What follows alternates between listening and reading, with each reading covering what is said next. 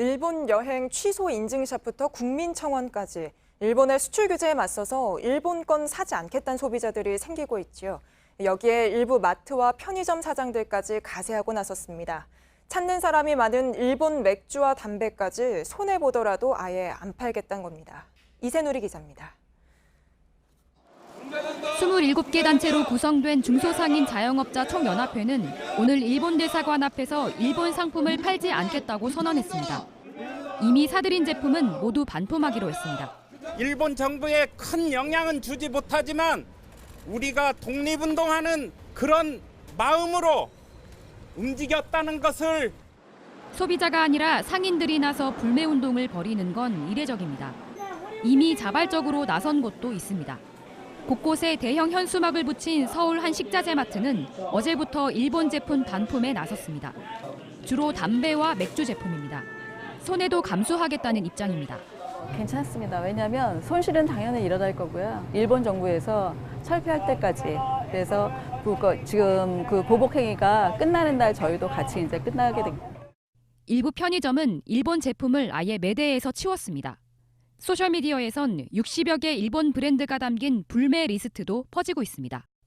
그러나 리스트에 오른 업체 중 일부는 일본과 직접 관련이 없다고 해명하는 일도 벌어지고 있습니다. 한편에선 아베 정부가 뿌린 갈등의 씨앗이 국민들 간 감정 싸움으로 번질 수 있다며 걱정하는 목소리도 나옵니다. JTBC 이세누리입니다.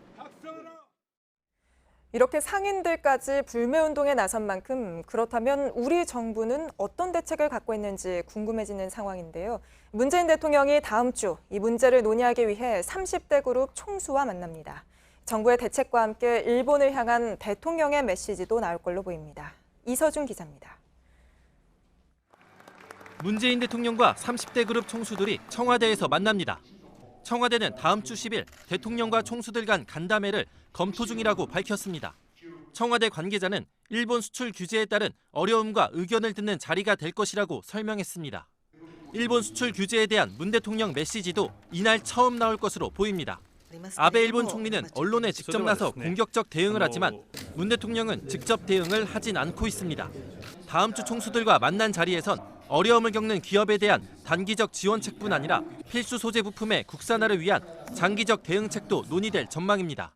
기간 산업의 필수 소재 부품의 장비의 어떤 국산화를 위해서 저희들이 장기적인 노력도 할 계획을 갖고 있습니다.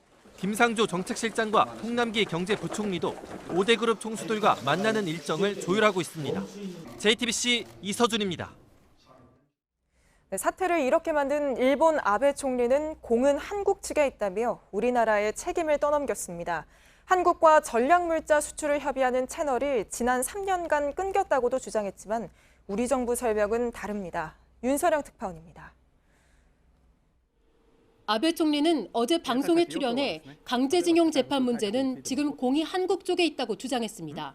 한일 청구권 협정에 따라 종지부를 찍었다는 기존의 주장을 되풀이하며 국제사회 국제법 상식을 따르라고도 했습니다. 일방적으로 경제 보복 조치를 내놓고서도 우리 측에만 책임을 묻고 있는 겁니다. 일본은 한국과의 전략물자 관리에 대한 의사소통 채널이 최근 3년간 끊겼다고도 주장했습니다. 2년마다 열려야 할 한일 당국 간 회의가 2016년을 마지막으로 열리지 않고 있다는 겁니다. 그러는 사이 반도체 재료 수출에 부적절한 사안이 계속되고 있다고 강변했습니다. 하지만 우리 정부는 양국의 사정으로 인해 열리지 않은 것이지 세미나 등의 방식으로 지속적으로 정보 교류는 있어 왔다고 설명했습니다. 오히려 일본은 최근 우리 정부가 요청한 양자 협의에 응하지 않고 있습니다. 수출 규제 이유인 부적절한 사안에 대해 일본 정부는 아직까지 그것이 무엇인지 윤곽조차 밝히지 않고 있습니다. 일본 자민당은 참여한 선거에 출마한 후보들에게 이번 조치를 선거 유세에 활용하라고 조언하고 있다고 일본 언론이 전했습니다. 도쿄에서 JTBC 윤서령입니다.